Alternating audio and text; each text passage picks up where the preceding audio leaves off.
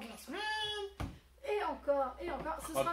Ça va être lassant, ça, non? Au bout d'un moment. Je sais pas si on vous en fera une la semaine prochaine, on essaiera. Non, la semaine prochaine, je dors. Moi, je trouve que c'est un running gag. C'est rigolo. On commence par lequel? Je suis le chef, toi qui décide. Alors, il y a des choses qu'on n'avait pas eues et qu'on a fini par réussir à avoir. Ouais, parce qu'on a loupé la première vague et du coup, elle est arrivée maintenant. Tu peux ne pas faire tomber mes jeux? Parce que là, il y en a un. Là, ça se sent que je vais gagner. Nul. Voilà. Oh là là, on n'a rien vu. Qu'est-ce que t'as fait? On n'a rien vu. T'as de la chance que je t'aime, toi. On ne coupera pas au montage. Ah bon? Acropolis. La sortie a été fulgurante, mais le voilà, il est là à la boutique avant Noël. Il revient du. On est sur du jeu de 2 à 4 joueurs, 25 minutes la partie à partir de 8 ans. C'est cela. Je l'avais testé à l'époque, il y a longtemps avec Rémi, quand il était en phase de fin oui, Rémi de la baraque à jeux. De création. Et j'avais bien aimé, j'étais juste frustrée de ma première partie parce que j'avais... Nul. Non, j'avais pas utilisé les étages en fait. Vous avez un système de pose de tuiles. De prise de tuiles et de pose de tuiles.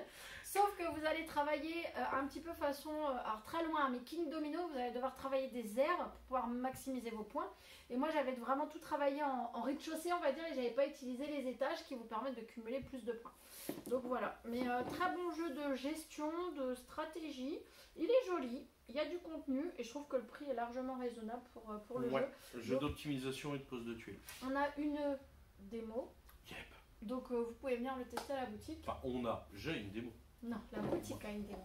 Moi. Autre jeu qui avait fait une sortie express, mais qui est enfin arrivé à la boutique et qui n'est pas réservé aux enfants.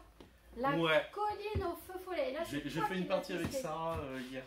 Et tu l'avais testé avec... Sarah, Laura. Pardon, Laura. Sarah, c'est ma cousine. Bah ouais, en plus, c'est vrai. Tu l'avais testé avec Alexis de chez Gigamic. Ouais, je l'avais testé avec Alexis de chez Gigamic et ensuite, du coup, je l'ai refait une partie parce que du coup, j'avais oublié certaines règles. Moi, je l'ai pas encore testé, mais j'ai vraiment hâte de le faire découvrir à Alex parce que je pense qu'il va l'adorer. Ouais, je comprends pourquoi il plaît aussi bien aux enfants qu'aux adultes. C'est du 5-9 ans à la base, mais il plaît aux adultes. C'est du solo à 4 et c'est 20 minutes la partie. Tu nous expliques en 2 secondes. Alors, le plateau est incliné, ce qui fait que, complètement coopératif. L'idée, c'est qu'on va prendre une bille qu'on met au sommet du plateau où on veut. Il y a plusieurs entrées et on fait rouler la bille jusqu'à ce qu'elle arrive en bas. Sur son chemin, elle va toucher soit des sorcières, soit des apprentis sorciers. Et donc, à partir du moment où ça touche, ils vont avancer sur le plateau. Lorsque 4 apprentis sorciers arrivent au bout du plateau, on a gagné la partie. Si c'est 3 sorcières qui arrivent au bout du plateau, on a perdu la partie. On dirait les sorcières de Wicked. C'est trop fort. Regarde. Bah moi, j'aurais plus pensé à la sorcière de l'Ouest. Ah non, moi je trouve que ça fait vraiment la comédie musicale Wicked. Ah ouais, pas bête. Ouais, c'est vrai. Alors, autre... Ah oui, celui-ci, ouais. Chronique du château d'Avel, qui s'appelait Chronicle of Avel, qui est sorti chez Rebel Studio, qui est un jeu de gestion, alors je veux pas dire de bêtises. Gestion coopérative d'aventure. Bah c'est marqué où? Non, c'est un jeu, pas un jeu de gestion, c'est un jeu d'exploration. Pardon. Le nombre de joueurs? Jusqu'à 5 joueurs, il me semble. Mais c'est pas noté? Si, c'est noté. C'est noté. C'est bien non? Ah si là, je l'avais pas vu. Non, de 1 à 4. De 1 à 4 joueurs à partir de 8 ans, 1 heure la partie. Full coopération, en fait, pour faire simple, vous choisissez votre personnage, vous le créez. Voilà, ah oui, c'est les plaques coloriées. Pour faire simple, vous avez le royaume qui est sous forme de tuiles, avec le château qui est au bout du royaume. Donc l'idée, c'est qu'au fur et à mesure, les monstres vont aller chercher à détruire le château. Il y a 3 murs qui forment la forteresse. Lorsque les 3 murs sont dégommés et qu'il y a un monstre qui arrive, on a perdu. Donc c'est un tower defense en mode exploration de territoire où les aventuriers vont aller affronter les monstres les uns après les autres. C'est du 8 ans et plus, mais si c'est des ludistes accompagnés d'adultes, je pense qu'on peut démarrer sûrement à partir de moi, 7 ans. je pense que je peux y jouer avec Alex. Oui, si on le guide. En vrai, je pense sans mal, je peux y jouer avec Alex. Et petite info intéressante, il a gagné le prix du jeu de l'année en Italie. Donc, alors, il n'a pas gagné de prix français. Non, je ne sais plus comment dire. On ne veut pas se tromper. C'est comme pour le Spiel, on disait mal, donc on ne veut pas dire de bêtises. Mais du coup, il a toujours mal d'ailleurs. Il a été le Spiel, je ne sais pas. Bref, c'est l'équivalent de Glace d'Or d'Italie. Voilà, donc c'est l'équivalent de Living Forest, sauf que là c'est le choix de l'Italie et je pense qu'il doit être très très bon et j'ai hâte de le tester.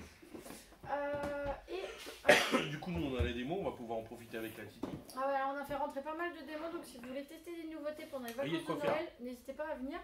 Par contre, on fait comme d'habitude, on réserve pas les tables, donc c'est premier arrivé, premier servi à 10h ou à 15h. Azul, la version maître chocolatier qui est là pour Noël.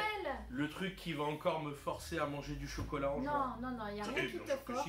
Si. On est sur le même principe qu'Azul, sachant que Azul, normalement, on est un céramiste, je ne sais pas comment on dit. On doit... C'est des mosaïques. Oui, mais c'est un céramiste qui... Je ne veux pas dire de bêtises. Je sais pas. Normalement, c'est de la mosaïque. Là, c'est des chocolats. Là, clairement, je vous propose d'avoir votre petit ballotin de chocolat à côté de vous quand vous jouez parce que ça va vous... tu dis que j'ai pas le droit? Oui, les clients, ils ont le droit. Je parle pas de toi. Mais on est sur la même mécanique. Mécanique simple, jeu stratégique, mais accessible. Règle simple, mais pas... Simpliste. Tout à fait. On est sur du 2-4 joueurs à partir de 8 ans pour 30-45 minutes la partie. C'est une édition limitée dans le sens où il a été tiré une fois, il y a eu un tirage et il ne sera pas... Une fois que les stocks de l'éditeur sont terminés, ils seront terminés. Donc là pour l'instant il y en a encore en stock, mais quand les stocks sont finis, il n'y en aura plus du tout. Donc on en a prévu quelques-uns quand même pour pouvoir vous faire plaisir. Il y en a un pour nous. Et il y en aura un bientôt aussi à la médiathèque. Ouais, à la médiathèque du centre-ville de Beauvais. Puisqu'on travaille avec eux pour leur système de location. Et d'ailleurs, ils ont ajouté une deuxième vitrine. Et ils ont ajouté un deuxième Harry Potter. Bataille à Poudlard. Parce qu'ils avaient trop de... Parce que là, il y avait 8 mois d'attente avec la liste, donc ils en ont pris un deuxième pour réduire. Alors, petit ovni ludique quand il était hyper limité à la boutique, mais que je voulais vraiment faire rentrer, Shinkansen, si je le dis bien, je ne suis pas sûre, Zero K. C'est un jeu de... construction pour la ligne de Tokaido du Shinkansen, donc qui est le TGV le plus connu du Japon, en dehors du Japon. C'est celui où on peut mettre une pièce debout dans le train et puis qu'elle bouge pas. Et c'est surtout le système japonais où tout est à l'heure parfaitement. Ouais. Et que s'ils ont 2 minutes de retard, il y a toute la rame du personnel qui s'incline en disant on est désolé du retard. Donc là c'est du 1-4 joueurs, ils annoncent 45-60 minutes la partie à partir de 12 ans. On est les responsables du chantier de la ligne de Tokaido qui est en train d'être créée en 1959 et qui doit être finie pour les Jeux Olympiques de 1964. Donc il y a quand même un timing de 5 ans qu'il faut respecter. On va créer sa ligne de chemin de fer au fur et à mesure. Forcément, comme n'importe quel chantier, il va y avoir des difficultés et des réussites. Et du coup, celui qui s'en sort le mieux gagne la partie. Mais là, pour les fans du Japon, des transports et des deux, mais c'est le cadeau de Noël parfait. Et en parlant de fans... Ouais, alors là, ça c'est à moi. Là, c'est moi qui parle. Alors là, on passe sur du narratif pour les deux. Celui-ci et le prochain. Donc, le livre Dark Crystal, d'aventure. C'est un petit film qui a eu une certaine notoriété à une époque. Dans les années 80, 90. Ouais, c'était trop bien. Et du coup, il y a eu la série il y a 2 ans, 2 ou 3 ans sur Netflix. Ah non, l'année dernière. Je sais plus. Je ne sais plus, les années passent tellement vite. Bref, trop bien. Trop bien. Donc là, c'est le jeu de rôle. C'est vrai qu'ils sont tout mignons, mais quand même, c'est le jeu de rôle pour jouer dans cet univers qui est très, à la fois très manichéen et très dark. Ouais, c'est de la fantaisie avec des marionnettes mignonnes. Qui est magnifique. Comment vous le résumez? Et du coup, là, vous avez quoi? Vous avez le plateau, vous avez Non, c'est une aventure de 200 pages avec une... C'est pas un plateau, c'est une carte. Non. Donc, plusieurs marque-pages pour vous permettre de vous y retrouver, des règles faciles à apprendre, des pages transparentes. C'est un jeu d'aventure à 2 joueurs. Mais je sais pas si... Ah, c'est ça, du coup, la reliure. D'accord. Bon, voilà. Non, à partir de 2 joueurs, le temps de jeu, c'est indicatif. Il vous faut un D4, un D6, un D8, un D10 et un D12 pour les jouer. Oui, par contre, les dés ne sont pas vendus avec. Et c'est noté à partir de 6 ans. Yep. Eh ben, c'est ça qu'il fallait t'offrir pour Noël. T'aurais pu le faire avec Alex. Bah vas-y, offre-le-moi. Ça fait pas perdu. Peur, je ne sais pas. Après, si je joue avec lui, je vais. Et du coup, vous créez un Gelfling. Oui, Gelfling. Un personnage unique qui vivra une aventure dans le monde de Tra. Ouais. Bon, les fans comprendront. Ouais. Et en restant dans le narratif, on a fait rentrer un livre dont vous avez que j'avais repéré depuis un moment. C'est pas une sortie récente, mais c'est Alice au pays des cauchemars. C'est un livre-jeu dont vous êtes le héros, mais qui est dans un univers horrifique d'Alice au pays des merveilles. Donc ce n'est pas pour les enfants, c'est bien pour, je pense, à partir de 14-16 ans. Ouais, non, mais c'est à partir de 14 ans. Vous avez, alors j'essaye d'en trouver une, vous avez des très belles illustrations, voilà, par exemple celle-ci. Ouais. Vous avez de très belles illustrations, on est vraiment... La couverture, elle est magnifique. Oui, et la couverture est très belle, et on est vraiment dans un univers horrifique. Univers unifique. Donc si vous aimez Alice au pays des merveilles, mais que vous avez aimé les versions beaucoup plus dark qu'on peut sortir ces dernières années, c'est fait pour vous. Voilà. En restant dans l'univers, j'ai au pire tumeur de honte parce que t'arrives plus à parler. François il a pas aimé parce que dès le premier tour il s'est fait éliminer avec une carte qui est qu'en 2 exemplaires dans tout le jeu. Ah bah quand on n'a pas tous, c'est du jeu d'ambiance de 3 à 8 joueurs, de 15 à 30 minutes la partie, à partir de 10 ans parce qu'on est quand même dans de l'humour noir. Ah ouais. Jeu d'ambiance et de bluff où le but c'est d'éliminer les membres de la famille en réduisant son espérance de vie. Ça fait un peu penser à la petite mort. Sauf que là on va aller enquiquiner encore plus les autres et par contre il faut être au moins 3. C'est ça. Parce qu'on est sur du jeu de groupe. J'aime beaucoup les illustrations, c'est vraiment sympa et du coup Pépin on perd 5 ans, il y a mort subite, c'est peut-être celle-ci qu'il a eu. Ouais c'est ça, mort subite. Punition, jouvence, plus 10 ans, donc là on récupère de la vie, donc on est plus dur à éliminer. Vraiment pas mal et on l'avait oublié à sa sortie mais on voulait pas le rater. Alors, Happy Little Dinosaur. Dinosaurs. C'est en anglais. Happy Little Dinosaurs. Ok. Personne ne critique mon accent. Attention. Ok, non. Souriez, c'est bientôt fini. Voilà, c'est pas Prepare to Die, mais on est pas mal. C'est quoi Non, c'est Dark Souls. Prépare-toi à mourir. Prepare to Die. Ouais, c'est pareil. Pardon. Tu te moquerais pas un peu de ma... Non, pas du tout. On est sur un jeu où vous êtes un petit dinosaure et il y en a des trop mignons parce qu'il y a Ils sont tous trop mignons. Oui, mais il y a le triste Ceratops et après on voit pas le nom des autres et il y a le Stego qui est trop mignon. Le Stego, c'est lui, il est trop mignon.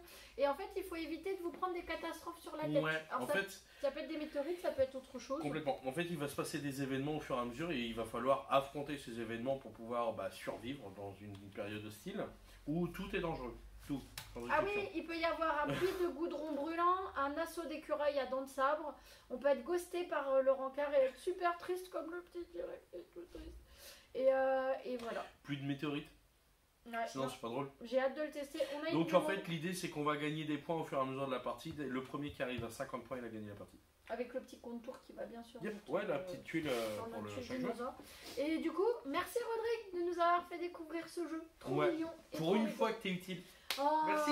Méchant. Moi oui, c'est petit déjà.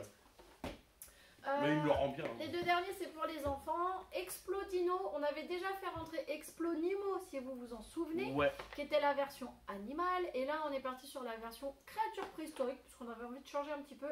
Et je pense que des fans de dinosaures, des petites filles, des petits garçons qui adorent ça, il y en a pléthore. Nous-mêmes, Alex a eu sa phase de dinosaures. On est encore dedans hein. Ah, il retourne un peu vers les yokai, ça alterne. Les épées magiques, voilà, on en a plein. On reste sur... Zack Storm en ce moment.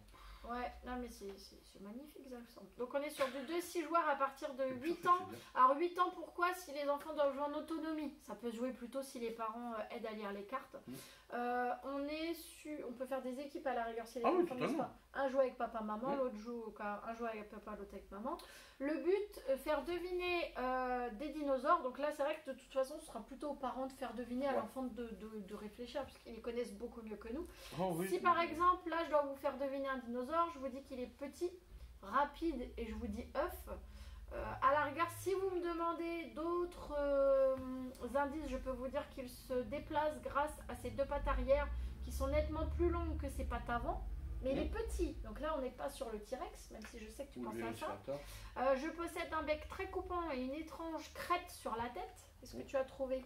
En même temps tu triches. Oui, moi je vois le nom en fait. Et là le dernier indice, mon nom signifie voleur d'œufs en latin. Voilà, pour les latinistes, c'est l'oviraptor. Mais du coup, classe. On peut poser jusqu'à 7 questions pour deviner et il y a 48 cartes différentes. Voilà, si vous avez des enfants qui sont passionnés de l'ère préhistorique, ça va les... Il y a moyen que ça intéresse. Ça va là. Et petit dernier qui n'est absolument pas une nouveauté, mais tellement pas du tout. On avait eu Bazar Bizarre, on avait eu Bazar Bizarre 2.0. On a déjà fait le Bazar Bizarre ultime sur commande parce que c'est vraiment le ultime niveau de Bazar Bizarre. Et il est dur. Et on s'est dit, mais pourquoi on n'a pas Bazar Bizarre Junior? Il est trop bien Bazar Bizarre Junior pour commencer avec tout petit. Petits animaux. Et du coup là on commence à 3 ans alors que le Bazar Bizarre de base je crois que c'est 8 ans qui est indiqué. Bon, on peut commencer plus simple. La grenouille a fait un bisou au petit... On le sent quand on est fatigué ou pas? Au petit fantôme.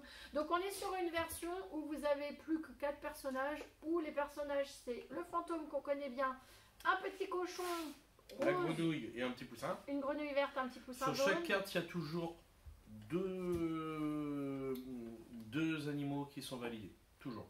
Voilà, sauf que là par exemple j'avais la grenouille verte et le poussin jaune, mais comme c'est un fantôme rose, et ben ce qu'il fallait trouver c'était le fantôme et non, ou pas trouver, je veux pas dire de bêtises. Non, c'est bon. Non.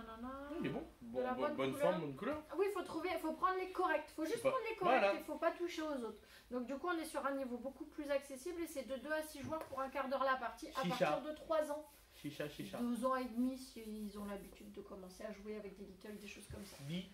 On a fini. C'est déjà pas mal. Petit rappel, donc la vidéo va sortir samedi, puisqu'on a avant de tourner que vendredi. Et du coup, c'est le dernier jour pour passer vos commandes au Père Noël. Et donc, laissez les lutins faire vos commandes. Parce qu'on valide samedi soir après la... Même pas en réalité, on va les valider dimanche, mais on les prendra plus parce qu'à un moment donné, on va pas pouvoir... en gros, dimanche matin, on valide la commande. Comme on ouvre le dimanche à 14h, de toute façon, ça servira plus à rien de commande. Donc, vous avez jusqu'à samedi minuit pour nous envoyer un message pour une commande pour certains de nos fournisseurs. Attention, il y en a où c'est déjà... Les petits fournisseurs, malheureusement, c'est déjà trop tard. Là, ça va être les gros fournisseurs. Demandez-nous, on vous dira si le délai est tenable ou pas. Pourquoi on fait la commande dimanche? Parce qu'on veut qu'elle soit traitée en priorité dimanche ou lundi selon, parce qu'il y en a qui vont être ouverts, et qu'elle soit expédiée le plus rapidement possible pour qu'on soit sûr de l'avoir avant la fin de la semaine prochaine. Et comme ça, la dernière semaine, on vend ce qu'on a, mais on passe plus de commandes. Parce que là, ça va être vraiment trop court au niveau des délais. Les livreurs, ils pourront pas suivre. De toute façon, les entrepôts vont être surchargés de demandes. Donc nous, les dernières commandes, on les prend jusqu'à samedi minuit. Et il y a plusieurs fournisseurs qui ferment entre Noël et l'an. Oui, donc même s'il vous faut des choses pour janvier, il ne faudra pas être trop pressé. C'est ça. Parce que après le rush de Noël, les entrepôts sont à vide. Les entrepôts et les fournisseurs ferment la semaine entre Noël et l'an pour récupérer. Ils peuvent. Eux, ils ont le droit. Et voilà, donc vous avez jusqu'à ce soir, minuit, jour où la vidéo est diffusée, pour passer vos commandes au lutin du Père Noël. Après, malheureusement, il sera trop tard et pour certains éditeurs, ça peut déjà l'être. Voilà, donc que dire de plus? Vous nous retrouverez au chalet de Noël les 15 et 16 décembre. Donc, il y aura... Ça a plus ou moins décidé qu'il y en aurait un qui prendrait le froid et que il y en aurait une qui serait dans la boutique. Non, mais on va alterner, on va réchauffer le lutin entre deux, ça va aller, on va se débrouiller. Et puis n'oubliez pas, on fait une nocturne le samedi 17 jusqu'à 22h, donc venez jouer parce que sinon on va s'ennuyer pendant la nocturne. C'est ça. Et dernière nocturne ensuite le vendredi 23 décembre. Sachant que pourquoi on fait une nocturne le samedi 17? Parce qu'il y a une super animation au marché de Noël. Donc n'hésitez pas à aller voir l'animation et après vous passez vous réchauffer ici et faire un petit jeu. C'est le moment ou jamais. En plus ce sera le soir du début des vacances. Et ensuite on est ouvert le 23 parce que y a encore des animations sur le marché et surtout c'est le dernier vendredi d'avant Noël. Et n'oubliez pas, le 24 décembre on ferme à 17h30. Donc si vous avez besoin d'un jeu de dernière minute pour animer le soir, passez plutôt. Est-ce qu'on fera pas un sans pause le midi? On verra. Oui, il y a des chances qu'à un moment donné ça arrive, parce qu'il y a de plus en plus de clients en fait, ils sont en mode... J'ai vraiment besoin de faire mes courses pendant que je suis disponible. Donc n'oubliez pas, on est ouvert les dimanches, les lundis après-midi, les mardis du mardi au samedi normalement. Et à part le 24 décembre, on fermera un petit peu plus tôt. C'est ça. Je pense qu'on a tout dit. On n'a rien oublié. Je pense pas. Peut-être pas de vidéo la semaine prochaine parce que peut-être pas de sortie en soi. Parce que là, ils sortent pas de gros jeux juste avant Noël.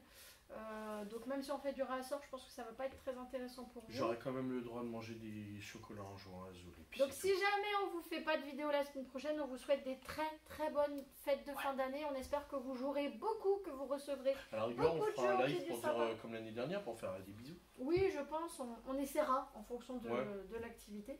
Mais sinon, on vous souhaite des très bonnes fêtes de fin d'année. N'hésitez pas à venir pendant les vacances, vous amuser à la boutique. On a des tables, on a beaucoup de jeux et on a plein de nouveautés. Et on vous dit à bientôt. Salut, salut.